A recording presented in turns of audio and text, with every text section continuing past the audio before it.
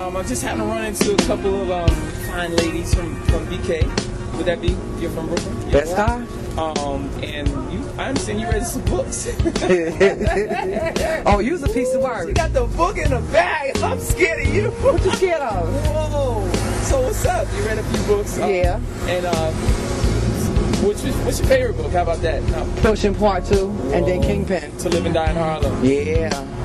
That's big. That's big. And because it shows your family. My name's Tina. Tina. Yeah. I like all of them. Really? Yeah. That's huge. That's huge. So, what is it about my books that's different? Claudette. What is it about my books that's different from other books? Well, your books keep it real. It tells you about the street, like Triple Threat. Mm-hmm. It told you what was going on. Triple Threat was good. Really? Yeah. The females in Triple Threat had it going on. They were career-minded. They were grown up. You know, they were all going through real things, real life. Wow. The Triple Threat, where the woman takes her childhood issues out on men, and you know that's really very relevant today, right? Puts it in her own hands. You know, she do what she got to do.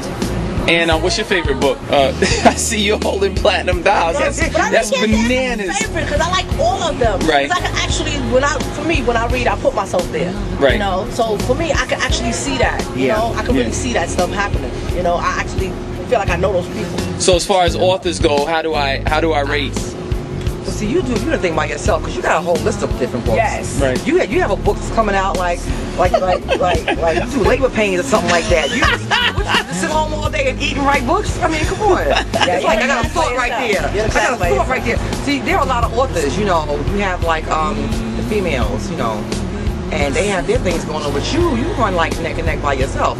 Are you trying to run a race by yourself?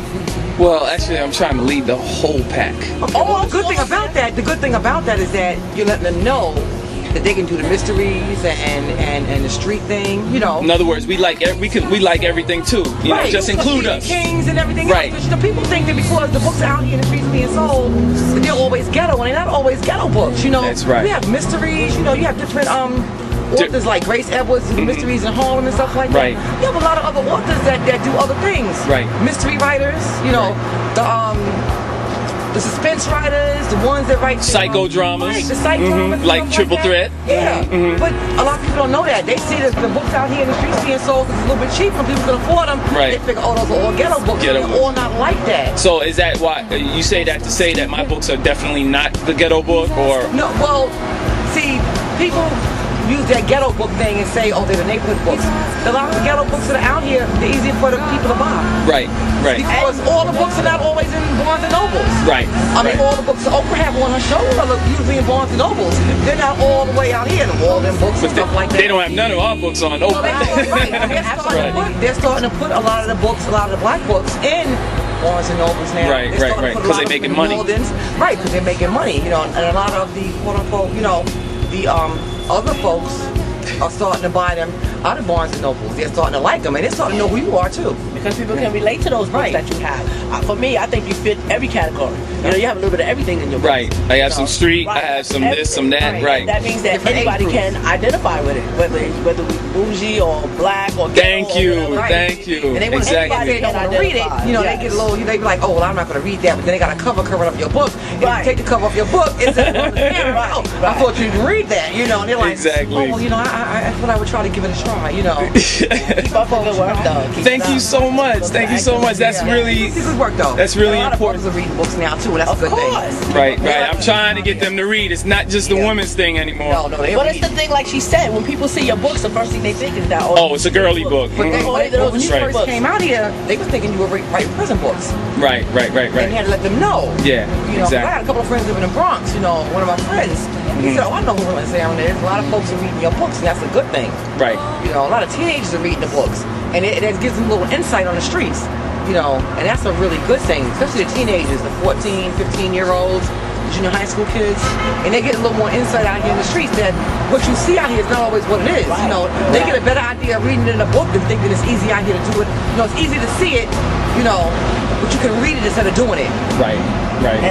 The books are becoming popular in the prison population too, because a little guy, my neighbor's son, asked me to send him some books.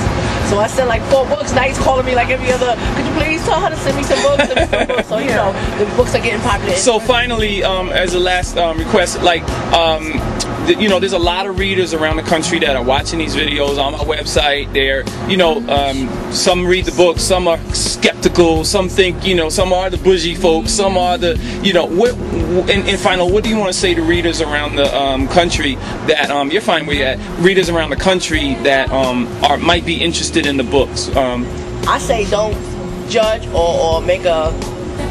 Don't jump to conclusions. Don't jump to conclusions, right, until you actually read the book up and read it. Give it a shot.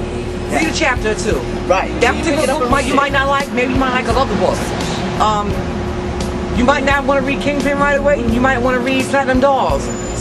One of those books out of the books, all the books you've written, one of those books is going to taste your appetite.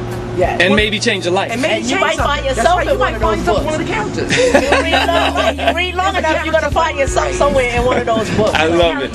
So thank you, Claudine and Tina. It was so nice to meet you. Smiling at me, and my pulse starts to race.